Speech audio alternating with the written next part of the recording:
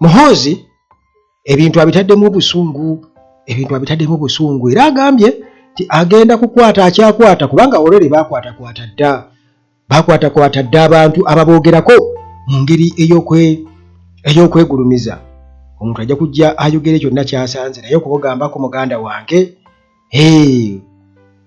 omwana wa taata mwana wa maama tayagala kumugambako taata babano banvuma. Kakati nno munnange waliwo munnamawulire omu yagambye nti ye okuwa Muhoozi akalulu akawa Bobi Wine era yawadde ensonga ze naye munnange Muhoozi ono Kayire Lugaba waliwo munnamawulire omu gwe yalayidde nti oyo alina okukwatibwa n'atuuka n'okugamba nti singa tebamukwata abo kwegamba abaali badde bamukwata bagenda kufeesinga consequences. Batera okubagamba nti Muhoozi yafuga eggwanga lino naye eggwanga lino muganda wange Muhoozi bw'abanga yalifuga nga kituufu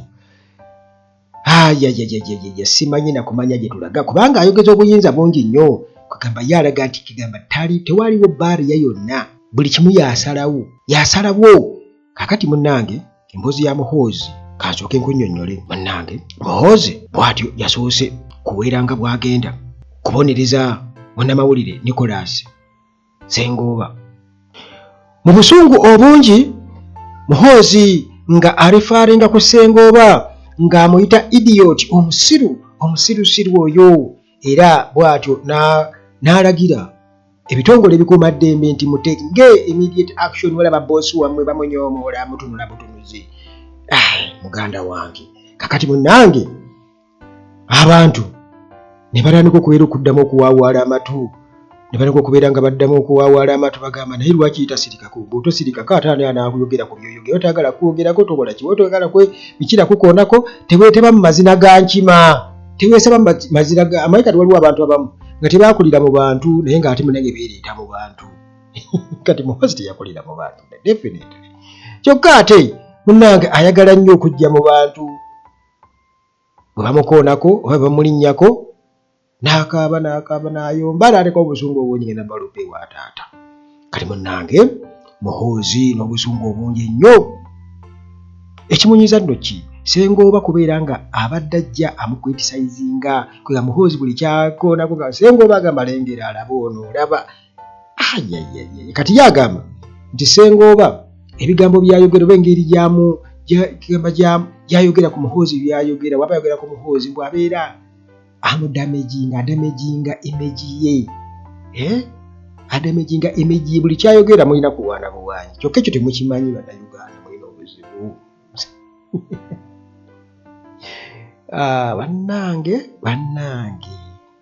Bannange ate njagala okubabuulira kino, njagala mukitwale nga kiri serious. Mukitwale nga kiri serious kye mbagamba. Omukazi asobola okwagalira omwana kituufu, naye mu kumwagala ate asobola okumwonoona. Ekyo sigenda kusukka waawo oba nkiddemu. Omukazi asobola okwagalira omwana, ngamba mu abasajja, naye ate mu kumwagala ennyo ayinza okumwagala n'amwagaza ettima, omwana n'ayonooneka bwonoonesi. Kakati munnange ekyo nno kiva ku ki by the way, ye nga sibivaako bannange. Musajja alabula kyokka nange nsiwulira, musajja akajja kulabula. Kaakati njagala okubabuulira muwulire bino nti si buli muntu yenna akwagala abeera akwagala.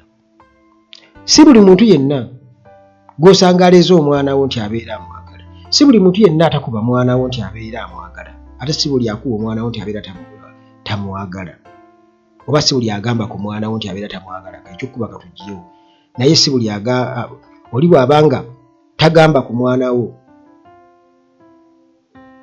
tekitegeeza nti ayagala omwana wo. Oli bw'abanga agamba ku mwana wo tekitegeeza nti alina ettima eri omwana wo.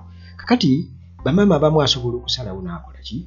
Omwana n'amuleka tamugambako. Bw'abanga mwana muwala ye tabutuma mirimu, tamanyi siimula nnyumba, tamanyi nakwoza bintu, tamanyi kukola ati. Naye nga ye akimanyi nti ajja tuuka afumbirwe, wajja okuwulirira emiggo.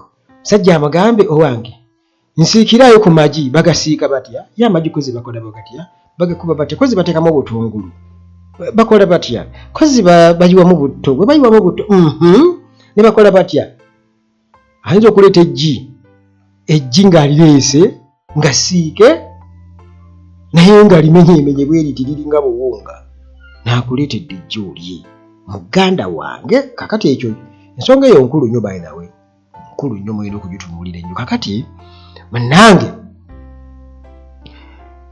Muhoozi yagambye bw'ati naye kati bino tugenda kuba tubiddingana newankubadde nga tetujja gamba ti breaking news kubanga ne Uganda tewakyali breaking news naye kati bannayuganda baganye okuwulira ekintu ne bakirekawo ne babuukira ekirala ekyo kigende kakati agambye ekyekipya nga ye ayiwa okuwulira buwulizi Muhoozi byagambye ebipya naye ng'obubaka obuli mu ebyo ebikadde byayogedde ng'abulese tuli awo tuwulira buwulizi bannange amusse munnange Muhoozi yagambye nti njagala okumanya wuliriza njagala okumanya abo bonna abali emabega wa articles ezo Ssengoba z'awandiika I want to know all those behind his articles mujjukira Frank Gashumba bwe yagamba mu biseera bya COVID nti Sheila Gashumba yali ategeze party jjukira nti ffe ekiragiro kya president kyali kikola ku ffe ekiragiro kya Museveni kyali kikola ku ffe naye ku bo nga tekibakolako era ffe abakyala abaffe babagana ogenda okuzaala baafa n'abaana mu mbuto lwa kiragiro kya Museveni naye ku bo kyali tekikola bo baali bakola zi party ku zi hotels era bakola ku zi hotels ezo batugamba nti bo babeera mu zi party COVID ewaabwe takola ki taliyo ne pastor ga bamusibanga abagabi COVID tanabakubeera nga ajja wano ebya COVID bya katemba mujjukire ne bamusiba naye bo babeera mu zi party mujjukire omusajja owa police eyalemera ku Gashumba n'agamba I made sure that fool loses his job era n'agufiirwa omulimu Gashumba oyo gwe mulaba akakasajja akeerabidde nti omwana wako omwononefu ate tasobola kuliisa abaana booli gwe kagobesa ku mulimu ne kajja ne keewaana ssebo mubijjukira bulungi nnyo ebyo kakati Muhoozi akugambye nti njagala okumanya abo bonna abali emabega w'ensonga eyo articles ezo bano baayogerako baamusingira ddala okusoma era ba intellectuals bayogerako bayagala okugobya ku mirimu era bajja kubagoba kati nze ngezako kubalambulira obulabe bwa Muhoozi simanyi batannone naye nga ngezaako kubalambulira obulabe bwa Muhoozi mu butegeere muleke kubeera na breaking news kati alabudde okutuga Besigye n'agamba okutemako bugwede mutwe n'agamba kakati Ssengoba tali yekka Muhoozi agambye nti abo bonna abali emabega wa articles ezo kitegeeza nti editor wabanga akola mu poto oba abagezako mu kumuwa yagambye munnange Muhoozi era n'agamba nti ayagala kutuuka ku ntobo ya kintu kino mbu ayagala kumanya abaani abapikapika abenkarejinga enneeyisa y'omunnamawulire ono Muhoozi naye yeerabidde nti ye kennyini yayogera eby'ensibattu ye number one suspect ye number one okwogera ebintu ebitajjaaza ye number one atusasamaza okusinziira ku kitiibwa kye kyalimu CDF lwaki tatandikira ku gundi kozi yabaise baddiikula aba parliament lwaki tatandikira ku bakantuntu kubanga nabo bagamba nti ye most irresponsible CDF ever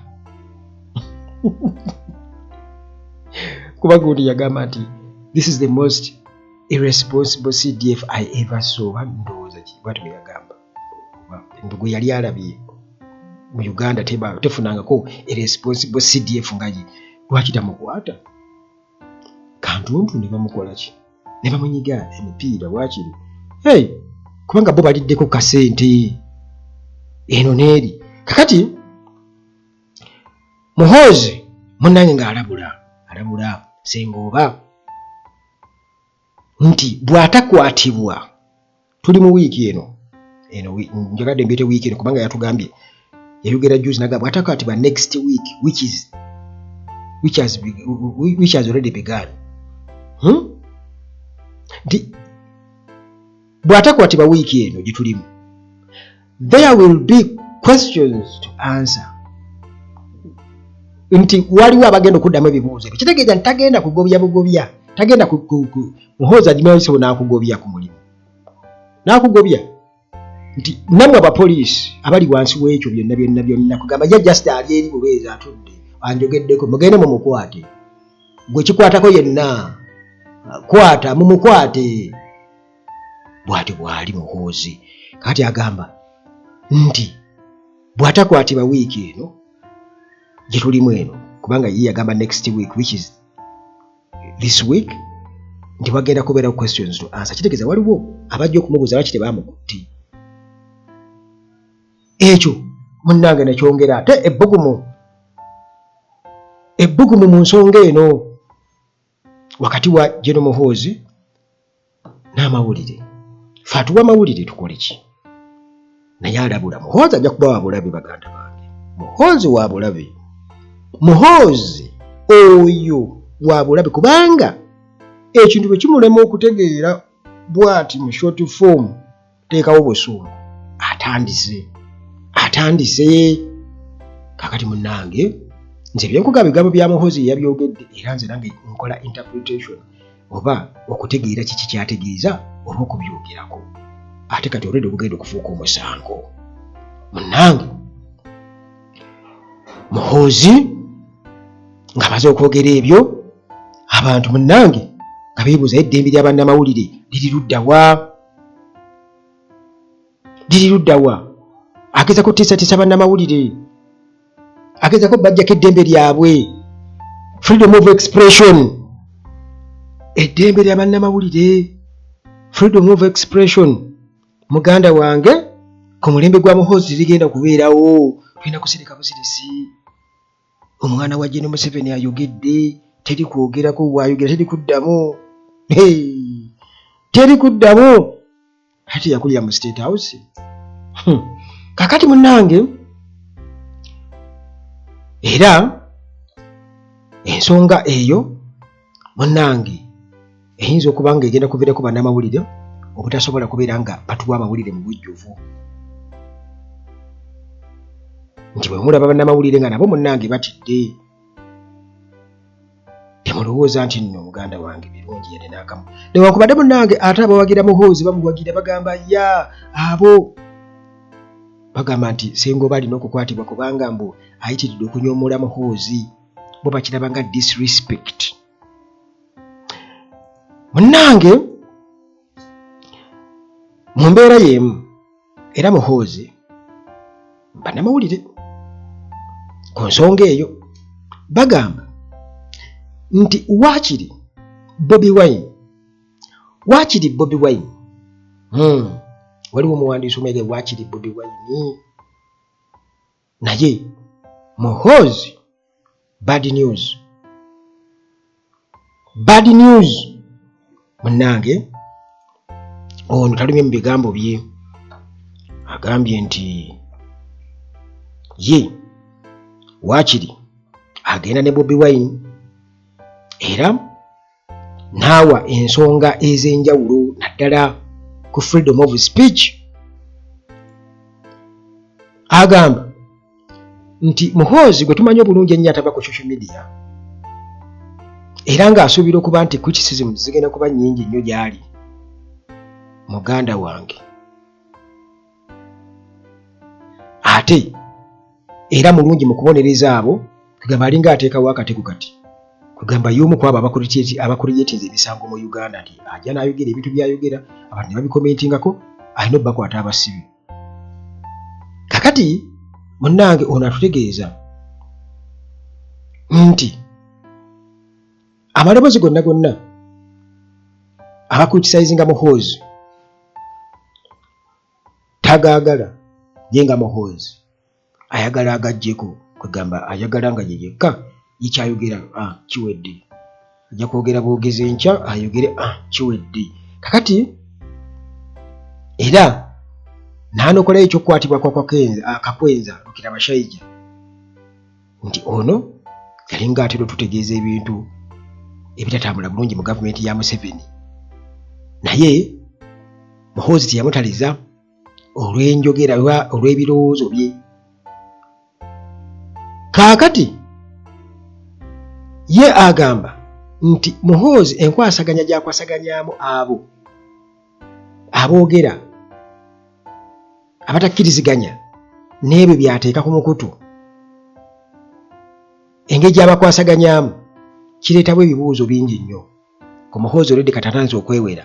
Tikati Muhoozi engeri gy'atandise okubeera nga akijjanyaamu abantu abamusala ensobi ku social media, ekyo kireetawo ebibuuzo ku busobozi bwe okufuga eggwanga lino.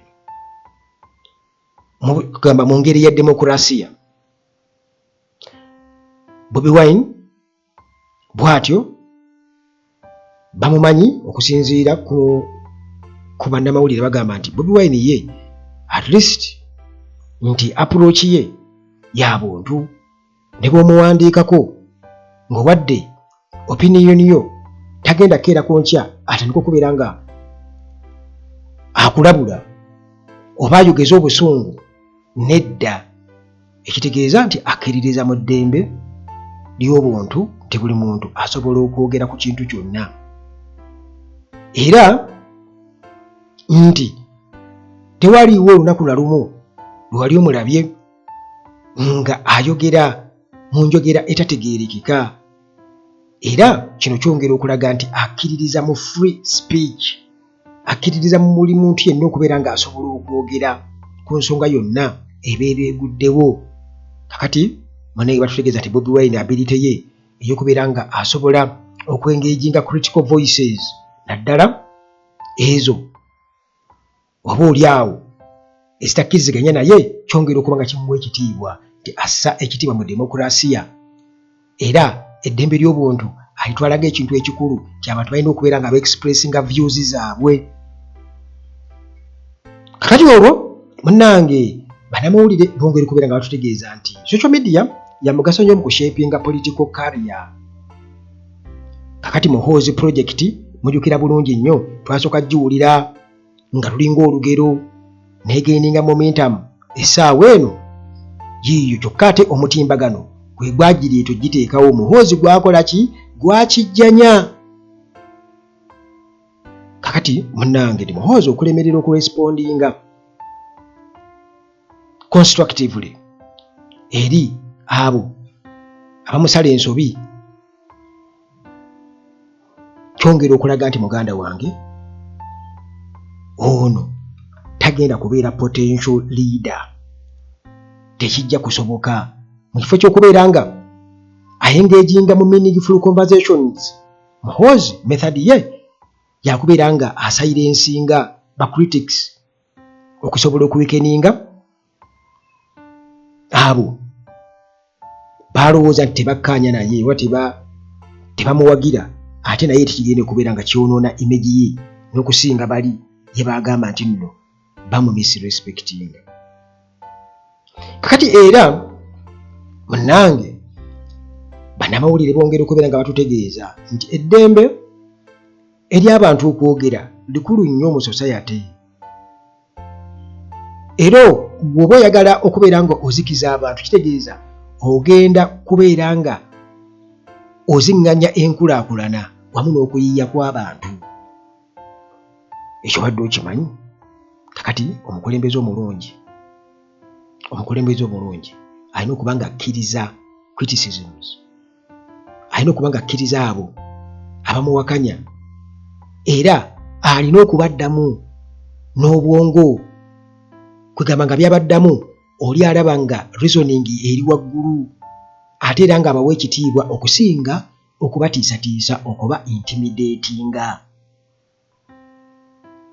Kakati awo munnange omuntu oba leader avaluinga open dialogue, oyo munnange ya upholdinga principles of democracy. Emboozi ya Muhoozi munnange bwetyo bweri, naye nga ebyo twabyogerako kati waali essaawa eno baamukwasa ekifo ekyo waali muganda wange era akeezaala kugamba Oluganda bagamba batya nti ekiteezaala akaze kafiira ku mugumba kitezaala tekyala.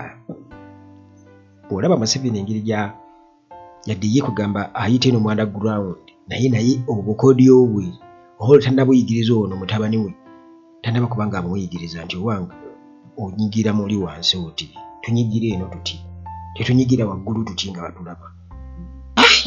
Muganda wange